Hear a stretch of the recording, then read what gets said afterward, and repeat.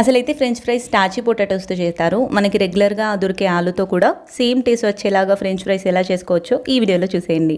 కొంచెం పెద్దగా పొడుగా ఉండే ఆలుని తీసుకోవాలి. పొట్టు మొత్తం పీల్ చేసుకొని షేప్ బాగా రావడానికి సైడ్స్ కొంచెం కట్ చేసి ఆలుని 3-4 స్లైసెస్గా చేసి పొడుగా కట్ చేసుకోవాలి.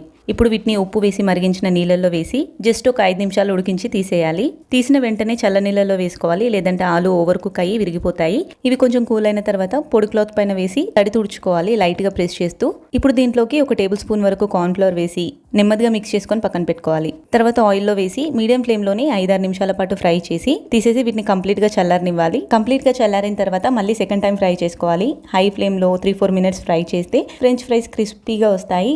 లాస్ట్ లో దీంట్లో పెరి మసాలా వేసుకొని మిక్స్ చేసామంటే crispy and tasty French fries ready. Process కొంచెం పెద్దది, కానీ బయట కొనడం కన్నా చాలా బెటర్. టేస్ట్ కూడా ఆల్మోస్ట్ సేమ్ ఉంటుంది. పూర్తి డీటెయిల్స్ కోసం కమెంట్ బాక్స్లో ఇచ్చిన లింక్ పైన క్లిక్ చేయండి.